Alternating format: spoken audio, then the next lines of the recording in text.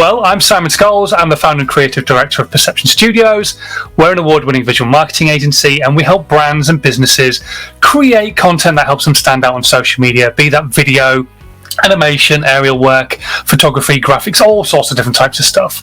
But a few years ago, it became very obvious to me that not only was social media very important, but not every brand and not every business necessarily had the budget to create content with an agency on a regular basis. But social media, and especially video, is all about being consistent. So how can I help them be consistent, create regular content without having to pay agency fees all the time? So I sat down, I came up with a process. It kind of just tangled in with a lot of things other people were saying and stuff I'd been speaking about a long time. I called it How to 9 Times Your Social Media, and it's basically about taking little pieces of your content and making it work harder for you. If you've got a blog, can you do video with it? Can you do podcasting? All that kind of stuff. I turned it into a book. It went to number 1 on Amazon. Who would have thunk it? And it's still available now for like 99p or something, so go and grab yourself a copy. And it takes you through everything from marketing planning to podcasting, and like I say, all the stuff that happens in between. It's one of the most popular lives that I've done so far to date. When I split up the content, loads of people raved about everything he was talking about. Was a gentleman called Alan Spicer. Hello, Alan. Hello. And talking about education, the next one I wanted to ask about was category.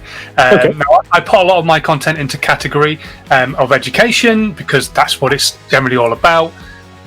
Does it matter? Would it matter if I went, oh, well, I'm going to shove it in food and drink because I'm drinking a coffee in this episode, or I don't know, people because I'm talking to another person, people and blogs, and does it really make any difference? See, I touched upon this fairly recently in one of my own videos, but it's a legacy of the old system. YouTube being so old, it had to categorize many things when it first started. If you imagine, right now, there's like 800 hours of YouTube content uploaded, I think, every minute. I think it's ridiculous, yeah. Right? So back in the day when it wasn't so dense, maybe 800 hours per day or 800 hours per week, the idea of categorizing them helped them. Imagine it like a forum, right? Good old days, back in the day, you would tell people... That's on social media, Yahoo forums. Yahoo or Reddit, for example. Sub forums in Reddit are just subs, they're categories. So in the good old days forums, you would be like, here's your general chit-chat, here's your downloads, here's your...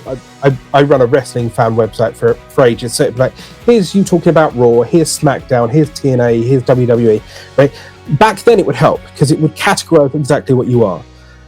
When you're starting a YouTube channel, it can help. Once again, it's a jigsaw piece puzzle within your big picture, and over time the behavior of your channel would then overtake it. So if you initially started with people as your category, but then along the way it's actually tech or actually food, the behavior of your channel after 400-500 videos or 20,000-30,000 subscribers or whatever, then YouTube leans on that, what it's relevant to, what traffic it expects, what keywords you continue to seemingly use or get found for. So it's not a bad thing. Some people lean on it a bit too much. There's a creator out there that had a controversy last year who's very well known for putting out videos that look real, but then he tags them as satire or comedy, and then when everyone kicks off, he just goes, yeah, but it's marked as comedy, don't blame me, right? Some people abuse the system, some people don't. Does it directly affect you in rankings? Maybe, but not really. Like if Marcus Brownlee, who's a tech review guy, wants to change his category from tech to people, I honestly believe he'd still be recommended under the tech tab on the homepage. Now, I'm not saying that you deliberately go against what you're doing and change it to something different. It might just be, once again, another jigsaw piece puzzle within that big picture that helps. Yeah. And when you're first getting started, then go for it. But you'll also notice it's very hard now to individually categorize a specific video now. It used to be very clear. It used to be an easy drop down, and for some reason they've hidden it, and if they're hiding it, it means it's becoming less and less relevant. A bit like all of these, and so it's kind of what I probably won't go through anymore because they're all kind of coming up with the same kind of answer, which is they're helping you but not necessarily in the most succinct way as they used to. But kind of what you're saying is use them because they're tools there to be used, but don't expect them to be around forever. None of those individual things will become silver bullets that make you go viral.